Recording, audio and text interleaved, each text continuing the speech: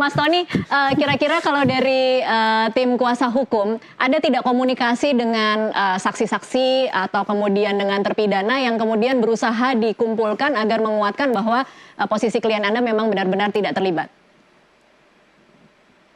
Ya, saya ingin menjelaskan lebih dalam dulu mengenai ini kan dari hulu ya. Saya ingin memperdalam dari Pak Ugro-Seno ya. Saya lebih dalam lagi nih untuk membukanya.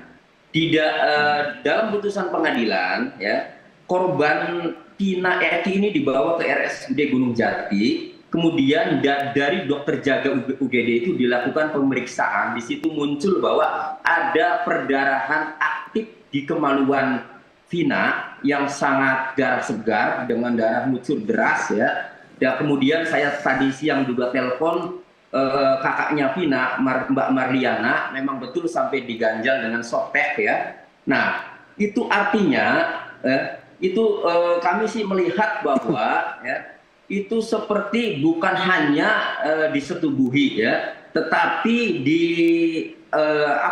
ditusuk mungkin pakai kayu atau alat atau besi ya, benda keras ya, sehingga mengeluarkan darah. Nah, kalau seperti itu ya, berarti ini ada orang yang sangat dendam nih ya terhadap Vina ya, dan terhadap Eti juga ya. Kemudian dari hasil visum et repertum itu ada ditemukan sperma. Nah, tetapi ya di situ tidak ada di tes DNA ini sperma siapa. Sementara 7 orang ya yang dihukum itu ya itu semuanya dikenakan pasal persetubuhan melakukan kekerasan pemaksaan terhadap hubungan seksual terhadap anak ya. Tetapi itu sperma siapa tidak ada yang dites ya. Nah, kemudian Bapak mantan Kapolda juga Pak Anton Carlyan itu mengakui bahwa itulah kami ada kekurangannya tidak melakukan tes DNA dengan alasan waktu itu sangat mahal, satu sekali tes saja 2,5 juta katanya itu untuk satu orang, sementara harus berkali-kali dikali berapa orang kan gitu. Nah, ini sangat-sangat bobrok ya, sangat-sangat minim sekali. Kok bisa kemudian divonis ya melakukan persetubuhan 7 orang itu ya, terkecuali Saka Tatal kan.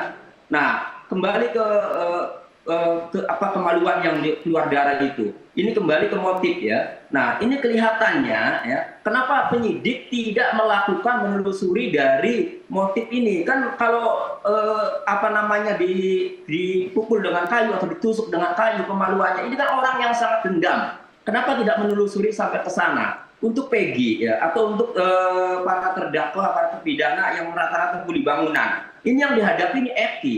Apakah mungkin mereka yang berani melawan anak polisi, berani ada motif apa? Karena harusnya diselidiki gitu kan. Nah, jadi ini dari awalnya saja ya memang penyidikannya ini asal-asalan. Saya menduga karena ada informasi dari AF, sekali ketangkap karena sudah ketangkap, kemudian malu untuk melepaskan, paksakanlah akhirnya mengondisikan keterangan saksi-saksi supaya cocok. Itu. Baik, oke. Sekarang fokus Mas Tony untuk pra-peradilan. Bukti-bukti apa yang akan dibawa oleh tim kuasa hukum pada sidang pra-peradilan 24 Juni nanti? Ya, kalau bukti-bukti ya sudah kami siapkan.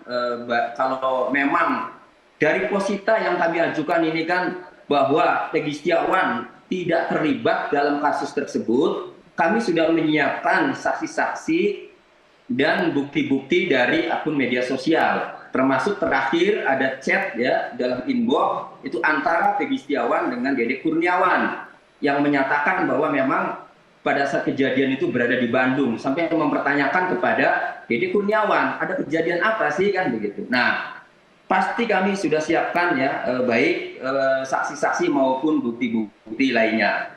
Cuma yang jauh lebih penting ya, kembali lagi pra peradilan itu ya meminta kepada, kami mempersoalkan kepada penyidik ya agar menunjukkan alat bukti yang digunakan oleh penyidik untuk menetapkan klien kami sebagai tersangka. Sebenarnya itu yang paling penting.